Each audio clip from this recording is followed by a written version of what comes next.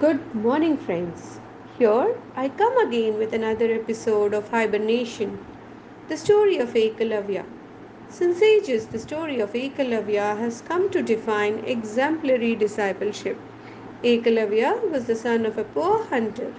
He wanted to learn archery to save the deers in the forest that were being hunted by the leopards. So he goes to the Dronacharya, a master of advanced military arts, and requests him to teach him archery.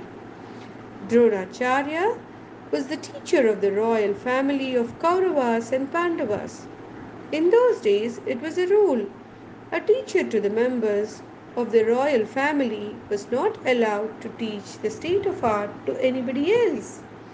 It was forbidden for him to teach anyone and make anyone as powerful as the prince, and this was for the safety of the region.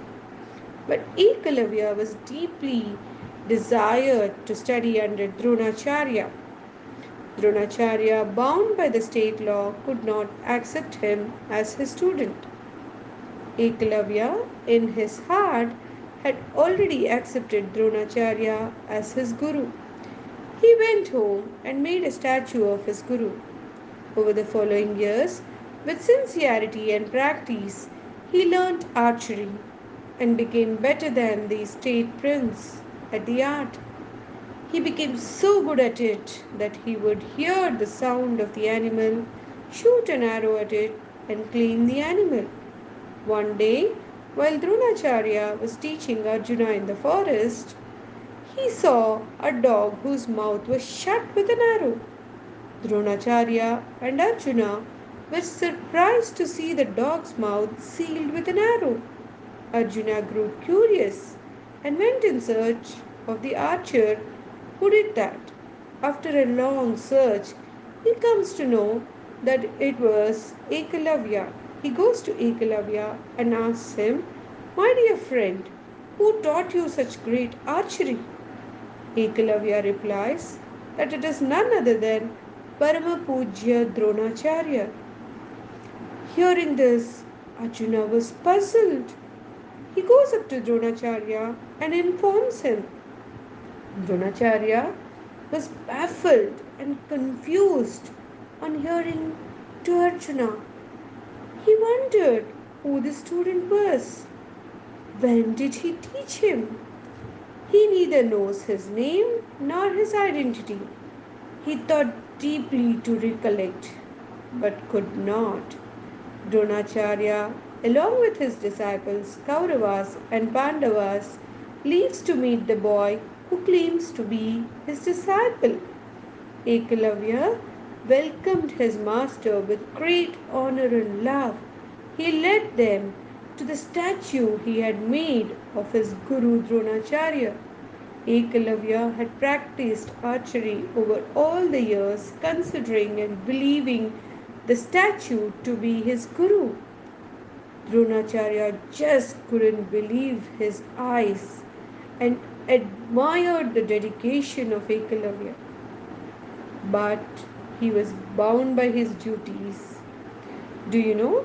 In ancient times, a common practice in learning was Guru Dakshina, when a student would give a token of gift or fee for the knowledge gained from his Guru.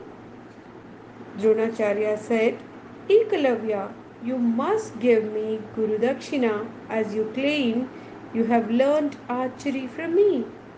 Ekalavya readily agrees, and then Dronacharya asks Ekalavya to give him the thumb of the right hand. Ekalavya knew that without the thumb, archery could not be practiced. Even then, Ekalavya, without a second thought, just cuts off the thumb of his right hand and gives it to the Guru with a smile. Ekalavya, with this deed of his, is uplifted from just being a student to an epitome of discipleship. Dronacharya blessed Ekalavya with immortality and tells that Whenever anyone refers to a good disciple, it would be Ekalavya and none other. So, after many yugas or centuries too, when people think of devotion, they think of Ekalavya and not Arjuna. Through this story, I learned that a person in the position of a guru, though duty bound, should make the right choices. A student, when meets a competitor, shouldn't find easy ways but compete hard. A person should be humble and devoted, but to the right person. Thank you.